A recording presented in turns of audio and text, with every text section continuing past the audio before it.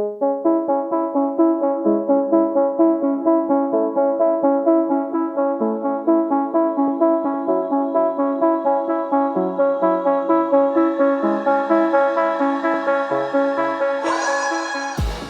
and welcome to the Blackout podcast, where I get to talk to amazing people that do awesome, amazing things. And today I have Johnston Foster. So, you're an artist, right? Sure, yeah. Because, I remember I actually met you. I came into Thief&Bandit to talk to your wife, Amie, and, I just thought you did the screen printing, but she actually said, "Oh, you make art and you pick stuff off the road to make art," and I couldn't see it in my head. Mm-hmm. And then she told me to check your Instagram, Johnston Foster Art, and I was like, "Wait, this is garbage." How did it start for you? Well, I mean, I've been making things ever since I remember. I've always been kind of, I don't know if handy is the right term, but always interested in creating and making things since I was a child, whether it be from starting with clay or drawing as, young children do. And, but just always wanted to have a project or something to do, always being inspired by what I saw on television or comic books or cartoons or just, I was lucky that my parents exposed me to a lot of art and took me to museums as a child. And I was really inspired by just, I guess looking back on it now, the freedom of that. So I've always been making stuff, but in my early years it was, kind of whatever in the moment, whether it be skateboard ramps or tree houses or, like I said, sculpture, just whatever I thought sculpture was as a child or, but it all started. And I think the skateboard ramps and the tree houses were as a kid, I didn't have access to materials. So we were going to construction sites in my neighborhood and taking the scrap wood or whatever we could find. Right. And that was just sort of out of necessity. But then as I kept working and eventually went to art school and being a student on a budget and, using what materials I could get my hands on because I couldn't, afford bronze or steel or, those sort of marble, things like that. So but I'd always been attracted to, the adventure of collecting. And I've also been kind of an obsessive compulsive person anyway. But that, and I think if I always say this is if I wasn't an artist, I'd be a hoarder. I remember you mentioned that. Yeah. I was hoping you'd say that. People come into my studio and they're like, "What is going on in here?" My neighbor's like, "What is he dragging into the house this time?" So it's my pickup truck is constantly filled with random stuff. I'm always swerving on the side of the road with my kids. I got to get that chair. And, so it's it never ends, Yeah. And so, I've been making things forever, but in this sort of form, my style and my approach really developed, I guess, when I was in art school. And, it's gone through a lot of changes and shifts, but, the use of the found object and manipulating it into something new and reinvigorated or whatever has sort of, been the modus operandi for the last 20-some years. Yeah. And why did you decide to go to art school? Well, I didn't know what else I was going to do after high school. My parents were like, you're going to university, and I was kind of directionless through high school. I had a lot of interest in things like that, but I didn't have I'm going to go to school for business or engineering. All I wanted to do was skateboard and, that was about it, So but I was lucky enough in high school it was interesting because in high school I had two different relationships with my art teachers. One was very confrontational and one was nurturing. Oh. So I either was fighting with my art teachers telling me that's not how you do it. This is how we're going to do the assignment. Or someone who was you do what you want. Let me guide you and suggest to you what you should do. And luckily my junior year I had, a really amazing photography teacher who really took me under her wing. And it's funny because I went to school to do photography. Oh. And my parents were finally, this is something that he's interested in. And his teacher is really happy with what seems to be talent in it. Mm. They bought me a camera, and like I was going to go to communication arts and learn design and photography. And then my freshman year of college was totally derailed What that. happened? And I met a bunch of amazing people who are now like my lifelong friends who were like, you should go to the sculpture department. And I was like, what? And I don't even know if I realized at the time, like there was a sculpture department, like, I mean, it was, Oh. and then when I was, my first year of school was all, introductory, basic art theory and design and things like that. And I really leaned towards the material manipulation and like physical making rather than the computers and the graphic design element, which I have a lot of respect for, but honestly, it was a struggle for me, and it was like filling my dorm room up with garbage and junk and making stuff was so much more fun, right? So that really derailed me, and my parents were like, I was like, yeah, I'm gonna apply to the sculpture department my second year of school, and they were like, what? No, you're supposed to go into design school. And luckily they let me move in that direction, they were definitely hesitant, but I excelled at it, and I found a passion, and I never really second guessed that at all, so that's what led me to that. And there in art school, I was exposed to just so many amazing artists that were students and my professors and teachers and instructors, and it just sort of, I found what I had been looking for, What materials were you working in when you moved to the sculpture department? Well, you had all these introductory classes sort of teaching you like, how to weld, how to use the wood shop and do basic carpentry, how to make molds, like all that kind of institutional like object making and material manipulation. But I was really getting exposed to artists that were historically based, but also sort of that were in my environment, that were using found objects and recycling, repurposing, reusing. And it's funny too, because like I really liked a lot of artists when I was young, like people like Jeff Koons, who would make these is that the balloon guy? Yeah, the balloon dogs, and but I mean like really slick manufactured, the craft, like teams of like 100 people making these things with like thousands of hours of work and super slick and manufactured. And I had this like, I wanted to make things like that, and then What changed? Well, I realized that I completely lacked any skill or talent at doing that, or patience. Oh, yep, that's the one for that kind of thing, right? And then I was like, God, I can't make any of this stuff. Like it's expensive, and it doesn't seem natural to me. So I started to realize, and I started to become more attracted to other artists that were like, where you could see the work, you could see how it was made, and you could see how, like, what it was made of, right? There was less of a mystery in a way, like where it's like you look at a Jeff Koons and it's sort of like so unapproachable, even though they're fantastic and beautiful and colorful and inviting.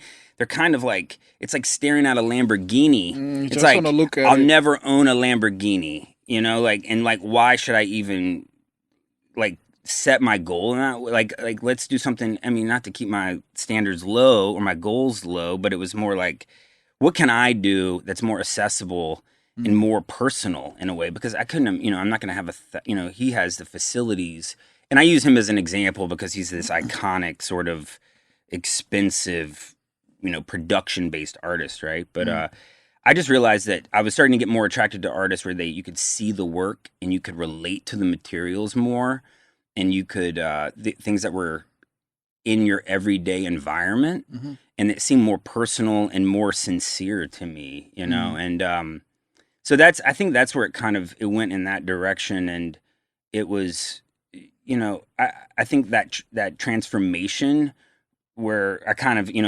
I compared to like alchemy, where like making something from nothing or making gold from something, and it's like that transformation on a really basic level of me gathering things, taking an inventory. What can this material do? What is its history before I got it? Like, because that's what's really interesting to me about the found objects, is that they have a history that they're energized with by the people that own them before, or how they interact with them, or like the wear and the tear on them. And that is like a whole like level of meaning and energy that like I could never put into that material if I went to like the Home Depot or Kent or like any sort of art store and just bought a pre-made material. So that's a whole like level and layer of meaning and content that really I was attracted to, and yeah, it's just like creating something and giving something new life. It just really was attractive to me and really fun, right? And these materials, I mean, especially with these wood pieces that I've done, and I work in lots of different materials, like they're easy to manipulate, like I can cut them, I can bend them, I can contort them and make them do what I want, and on a pretty immediate level, I mean, there's obviously some things that there's some technical skill involved, but it's what I've gotten used to, and it's what I'm more, it's like an endless, an endless amount of material. Like I can keep doing it with this, and it never gets boring, right? It's always interesting. There's always something new every time, even if it's the same material, and it's like they always lend themselves to like something, to an outcome that I never would have expected, right? And like that's the thing, is I can have an idea of like I want to make a wolf head, but it'll never look like the sketches or the preliminary imagery that I put together. Like there's always like a fork in the road, or like it goes in a path that I would never expect. And the surprises of the actual making and to the end result are really what get me off, right? I'm like, that's not where I saw that going, right? So the adventure of the making is really what keeps me motivated. I mean, like the end result is always fun, but the actual in the process of getting down and building and making and creating, like that's the best part. I love process too. Like say I'm making a film, I kind of know what it's gonna look like at the end, but it's not making it. That's the fun part for me. So hearing you say that sounds great. But now let's talk about the process then. So how does it start? Do you do you already have an idea of what? So you want to make a wolf head? Where does it start? Well, there's a lot, like it starts from a couple different directions and in origins, but first of all, it starts with just collection and finding things, and there's the hunting and gathering. That's it. When you're driving and you say you swerve with the boys and see something off the road, do you see what it's going to be, or? Well, sometimes it's both, right? So like I'll have in mind like an idea of something I want to make, and sometimes I'll sit on ideas for years, and the right materials won't reveal themselves, and eventually I'll come across something. I'll be like, that would be perfect for that idea. So I collect it, or I see a material and I'm like, there's potential in that.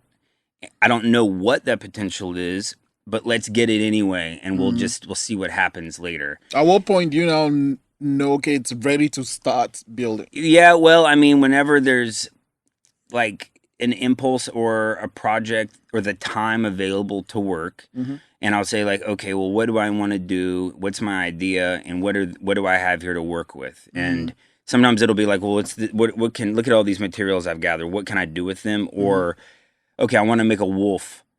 What do I have here to make a wolf? So it bounces back and forth, right? And there's a lot of play and improvisation, both with the imagery and content and with the material. So it's a little bit of both from both directions, but it always starts with collection and inventory, like finding the materials, organizing them, putting them in inventory. I mean, there's stuff in my studio that I've had since I moved to Nova Scotia 8 years ago that I haven't even, it's still sitting there. I've never used it. When you say inventory, do you literally kind of know where everything is? Yes, I do to some extent. I mean, it's like everywhere in my studio, but there is a loose inventory and sort of organization to it. And I used to be much less. It used to look literally like a hoarder, and people, but I knew where everything was, and like people would come in, like my wife would come into the studio and like try to grab something, and I would come in, be like, why did you move all that stuff? She goes, how would you even know that I moved that? It's like literally a pile of garbage, but like in my screwed mind, like I knew exactly like the layers of the the sediment basically of the Yeah. crap I've collected. Right? But now I've gotten the last few years, I've focused more, and I've realized that in order to be more efficient, I've got to, all the wood goes here, all the plastic goes here, and then there's subcategories. And you may walk into my studio and be like, how do you have any idea? But there is rhyme and reason somewhere up here.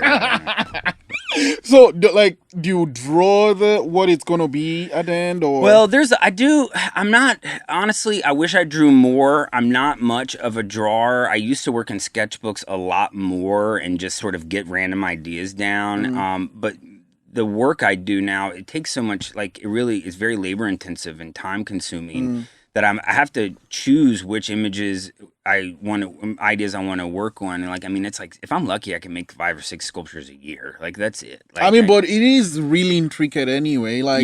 Each piece is, just looking at this, I don't know, how many pieces of stick is on this head? Several hundred. Exactly. There's a lot going on. So I'll draw and have ideas, and I'll usually just will draw things just so I don't forget the idea, but they're very rough. And then I'll find some source images to sort of start out with, and these things I'll start building it, but then I'll abandon the drawings and the images at some point, because the materials eventually they tell you what they want to be. The idea tells you what it wants to be. It's at some point I kind of lose control of it, and I'm just a vessel to finish the execution, and it's once you build a basic armature, it basically, you're fleshing it out from the inside out, particularly with these wood pieces that I do, because they really are there's a skeletal structure, and then it just builds from the inside out, and it really is adding flesh and muscle, and there's an anatomical approach to these where I just sort of have to let go of any kind of preconceived notion, and I just fill in the blanks, and there's something kind of meditative about that, where it's you just follow the pattern, you don't really have to,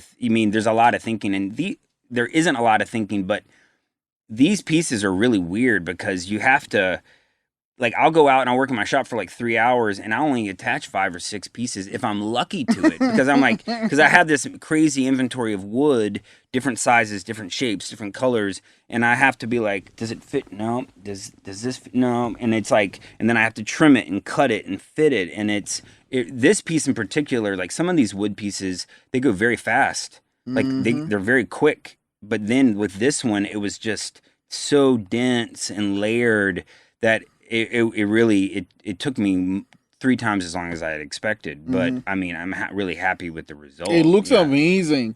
You had to bend some pieces, I'm thinking. Yeah, some of them. Yeah, a lot of the cane work that kind of fills in these skinnier pieces are bent, and they're, but a lot of the spindles from the chairs and things like that, they're very rigid. So you have to figure out the right angles and which way they fit into the different crevices that are exposed, and but yeah, there is bending and sort of shimming and kind of, you can't force things. That's you force it and you break it, right? But it really, this piece, it's I really liken these wooden pieces to literally I have my studio, I have a separate space at my house that's just for the wood. So it's all laid out in inventory, and I work on the wood in those pieces. And then the other space, which is just the room next door, is where all the plastic and all the other random materials are. So I've kind of separated them just for sanity's sake. But it literally is 1,000 jigsaw puzzles mixed together in a room, and then I'm trying to reassemble it, and I don't know what the puzzle is, Do you ever get headaches? I get frustrated. There's a push and a pull to this process where it starts out really fast. You'll get the whole head and the form out really quick. You're oh, this is coming together quick. But then when you get down to the details and filling in all the the individual crevices and just the trying to figure out the eye or do the teeth, it's super slow.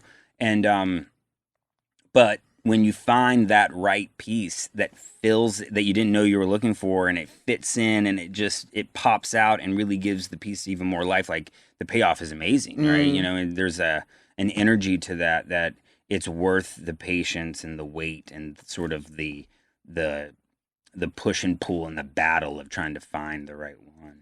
How long did this one take to make? I mean, it was like I was kind of working on it a little at a time every day, because at the time our days were really busy, and I was consumed with other work and just other obligations with family and things like that. So this was a close to 3 months, but that wasn't working full time, you know. But I mean, I could, you know, like I said, some pieces I'll build in a day, and some pieces I've built pieces that are like 6 months in the making. Yeah, I mean, like larger scale works, right? So, do you remember what your first show was like? My first show, well, I had a student show when I was in undergrad. When I'm from Virginia, so it was in Virginia Commonwealth University. And it was like in a student art space there, and it was a mixed match of random objects and things like that. And it was like the foundation was there. I think about it now, it's like there was a lot of found objects, and but there wasn't quite the manipulation of things. It was more like presenting objects on their own, but wasn't quite like they weren't reassembled into something brand new. Exactly. There was actually one piece in that show that it's sort of a very foundational work for me, and I went around collecting traffic cones, the orange pylons. And I would find them like, you know, all over the city, kind of forgotten by construction workers and things like that. And I actually, in the metal shop at my school, we made like a steel frame in a sphere, and I covered it in chain link fence. And then I wired the cones all over this ball. So I ended up with this like 5 foot wide giant like sea urchin looking form, which I called the cone ball. And it was like this giant orange spiky ball. And it was kind of, I think about that now, that it's sort of like it was sort of like that single-celled organism that started to crawl out of the ocean and then eventually grew a leg or two, you know? And it, like, because I look at like that piece as like I've found objects, I manipulated them, and then it became something else. Yeah. But it was more like a formal exercise.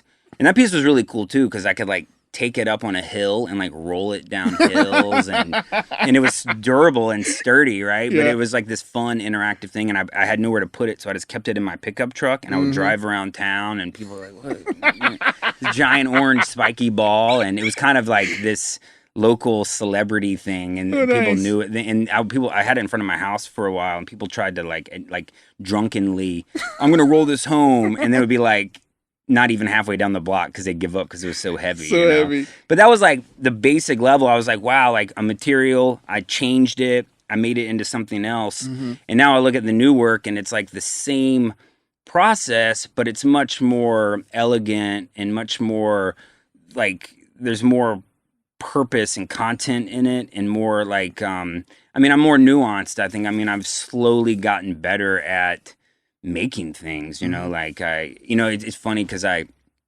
professor of mine, Myron Helfgott, I've had him when I was a sophomore, but I met him when I was early. He actually passed away a week ago.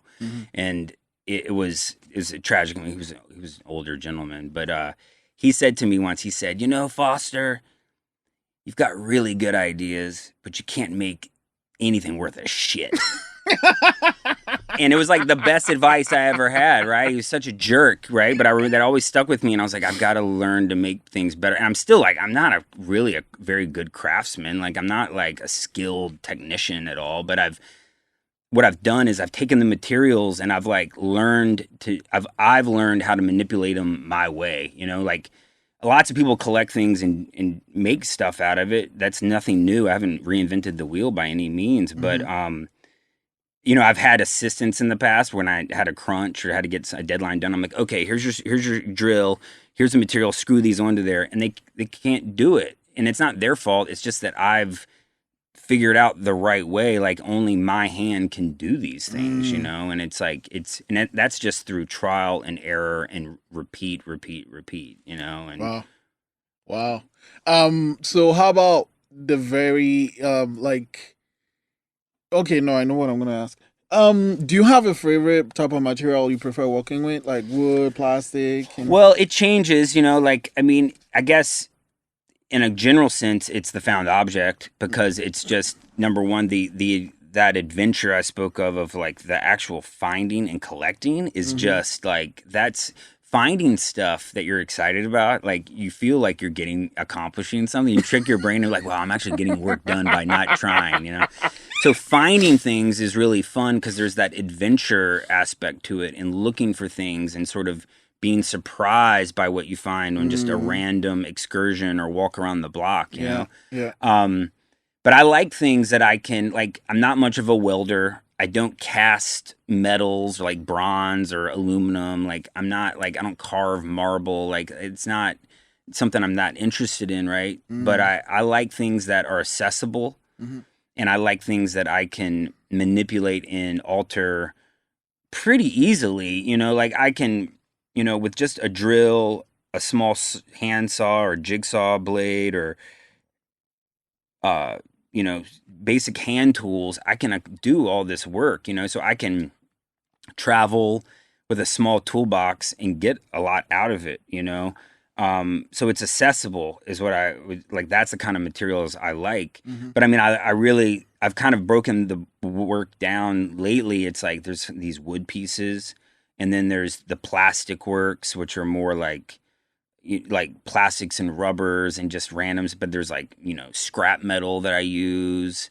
Um, I mean, it's all over the place, like textiles, like Mm, random fabrics, and I mean, it really is like wherever it is. And I really like the materials that are, I mean, I'd say 90% of the materials that I have in my studio right now are from the square mile around my house. So basically, like every mm, other Wednesday, it's garbage day, and I'll drive around the loop and I can fill my car up with so much stuff. And it's like, inherent to where I live. Like the material is like of my environment. And so because I live in sort of like pseudo suburban Halifax, the materials are suburban materials, like whether it be like children's kiddie pools or hockey sticks mm. or in the springtime everyone's cleaning out their garage and all their garden hoses have holes in them, so like I've got a massive stockpile of garden hoses that are just so it's reflective of that. And Mm. but I've like when I travel, I've been lucky enough to be invited to do exhibitions in other places like in the United States or in Canada or like Europe, South America. Mm-hmm. And when I do those shows, I usually make the work on location. So the materials I Oh, end up using are very reflective of the that's environment in which I made them, right? So I did a show in Hamburg, Germany about 11 years ago, and all of that was from the neighborhood in Hamburg that my studio and the exhibition was shown in, right? mm. So that was, and these were like materials that like they have different types of plumbing pipe in Germany. I wouldn't have known that. They have different types of steel fence. So it's like you find these things and you're like, wow, it's the same but it's different. And it's inherent to where it was made, and Mm. that is really exciting to me too. And showing up in a place and not having any ideas or Mm. having anything to work with, and then discovering, because you're discovering this new place. Like Mm. I'd never been to Hamburg before, and so like I'm searching the neighborhood at night, finding stuff, gathering materials, dragging it back to the studio, and at Mm. the same time I'm like learning about this amazing place that I'm living in for a few months, Mm-hmm. and seeing that I was in Bogota, Colombia, a few like 10 years ago, and it was the same thing, like roaming around this massive South American city, and to say I was a fish out of water would be an understatement, right? But wow, I learned so much about the people and the city, the cultures there, Mm-hmm. and when you're going through people's garbage, you learn a lot about Yeah. them. And it's a very like ground level approach to, and it's like, so I don't really think about it. It's like, but the work is very social in that regard. And as I said before, is these pieces have a history, Mm. that people sat in these chairs that this was made out of. They ate at the dinner tables, like, and I don't know what exactly happened or who those people were, but like to me, like it's very like it's energized with their presence and their interaction, Mm. and like I said, it's like there's nothing I could ever bring to the materials. And when you're working on location like that, it's pretty exciting. It sounds like it too. You have a great Instagram, and one of the pictures I stood up, and I think I might get the name wrong, but it's a bunch of like little people, Mm-hmm. and I think it's called Mob Deep Mob 2008. Deep. Yep. What was the 2000. inspiration behind that work? Well, I think that was one of those pieces that I had an idea for, and I had been sketching it in my sketchbooks a lot, but I hadn't had the materials or the space to make it yet. And I kind of sat on that project for a while until because I wanted to make it big. Mm-hmm. And I just had this idea, I don't know where the idea initially came from, but it was like, wow, how cool would it be to make an angry mob, make maybe 100 figures, with torches and pitchforks, and what would that look like? How could I make that? And at the time I was actually had a studio in New Brunswick, Canada here. And, I was working in a small garage, and I wasn't ready to build that piece yet because I didn't have the room. And then I moved to back to Virginia, and I actually got into a really amazing studio space. It was like a big, giant, gross warehouse, but I had the room to fill it with as much stuff as I could find and the space to build large scale works. And so I started building it, and it was more like, at the time I wasn't even really thinking about what it meant or what it could mean or the theme of it. I just liked the visual presence of what an angry mob, a sculpture of that would look like, right? So I made them all half-size figures, and because it was just more accessible. But it was also interesting because when you viewed the piece, I was thinking a lot about Frankenstein's monster, when they all go to the castle at the end of the film or at the book, and they're all they want to kill the monster and kill Frankenstein because he's, created this horrible thing. And I like this idea of the social unrest of that, but I like that, so they're all half scaled, but when you look at it, you're the monster, right? You're bigger than they are. When you walked when I showed it for the first time, when you walked in the gallery, they were facing the door. So as soon as you open the gallery, they're all there, coming at you. And you could put yourself in the position of the monster, or you could turn yourself around and you could join the mob if you wanted. So it was a pretty cool interaction, participation, audience participation in that regard. But that piece was sort of, as I was making it, and it was that was one of those 6-month pieces. Mm-hmm. And I started building all the armatures for them, and then I started making all their heads, and I wanted them all to be individuals. They all had different faces. They all had different clothing. So I made their bodies. I made all their clothing. I made their faces. They all had facial hair and eyes and different hairstyles. And then I collected all kinds of fabrics and textiles, and they all had different clothing. So each day I'd go in and I'd have to dress these people, and all their shoes were different. So for a week I just tricked out making different sneakers and shoes, and cutting up luggage and different burlaps and upholsteries, and just and they were all one of a kind, right? And they were all different races. There's just all different people of all different backgrounds, and there's people with suits, and there's people with jogging outfits on, and there's women with dresses, and little children. And it was I wanted it to be about the shit's hit the fan and everyone's come together. Something's unified us all. It isn't an angry mob of one group of people against another. It's everyone together, unified for a single like-minded purpose. And I didn't want it to be an evil purpose. I wanted it to be for the greater good. That's how I saw it, And I mean, as soon as you let it go out of your studio, it's up to the audience, right? But I wanted it to be not dystopic, but something that was about working together, even if it's an extreme approach, But yeah, I'm really proud of that piece. I think that piece is 12 years old now. I really love it. Yeah, it was one of those things when I was making it, you're I think I'm really onto something here. And it's aggressive and it's fun.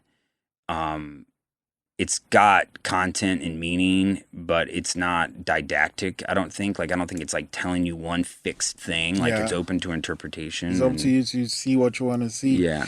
Okay, I wanna keep this going, but We can keep going, man. Come on. I'm gonna end it with this one. Do you have something planned? What are some future plans you have for your work? Well, I just want to keep working, like my future plans are I've got a lot going on now, it's like it's interesting because I look back on those pieces like with Mob Deep and things like that. At the time, like I was working part-time as a teacher. I had this very cheap studio. I didn't have any children. I was very like selfish in my studio, I was like, like long crazy hours and Yeah.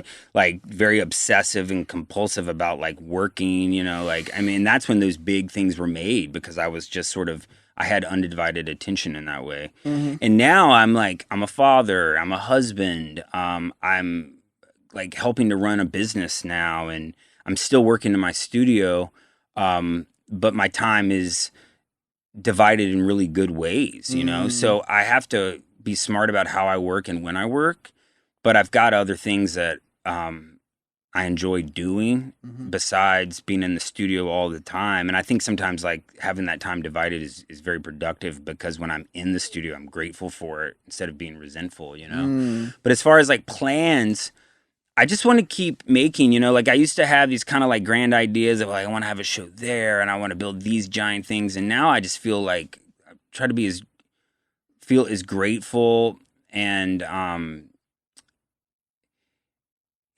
content with the time I have. And it's like, no matter what I'm making, I want to like, that's my favorite thing I've made right then. Cause I'm in the moment doing it, and I've got with these wood pieces or something that I'm pushing forward to, and with Thief&Bandit, my wife and I's company, like we're opening a shop, a boutique, and it's going to be a really cool outlet because I'll be able to like show some of my work there, and the shop is like a hybrid of like my wife Amie's vision of her brand and my part of it, but also like a platform for my artwork, and I think it'll be a cool interaction or intersection of like what we're both do as individuals. And I think like we've never really looked at our work separately and how they actually are very quite similar.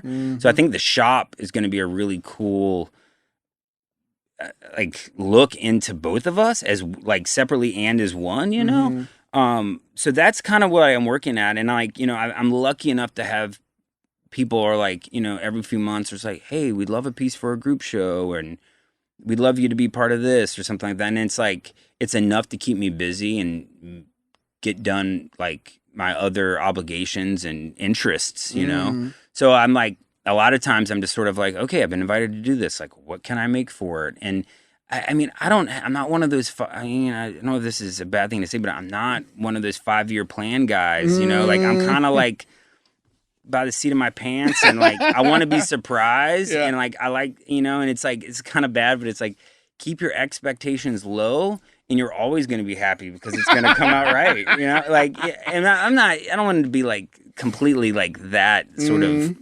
nihilist, but I like to keep it loose, and when you have expectations you can't be bummed out if they aren't fulfilled. So, we do what we can and make what we can and make it natural. Don't force anything. And, I mean, I've got lots of ideas. I'll never be able to make everything I've thought of. So I just have to learn to be satisfied with what I do, and, I just, ultimately, it's just like, I'd not rather, but like hanging out with my kids, giving them the attention they need and contributing to our business and making things when it works that's my plan, right? And I think it'll like it if you keep the work honest and you keep the work pure as you can and not like try to force any kind of like result in the end or some sort of approach to prestige or fame or anything. Like I think that keeps the work it has integrity and it's true, and I think like I've just let it just flow. That's kind of my plan. Wow. Johnston, you know what? That's a great idea. I'm going to actually have you and Amie, your wife, so we can talk about how you actually take these two pieces and make it work. Thank you so much for coming on the podcast. Thank you, Israel. It's been a pleasure.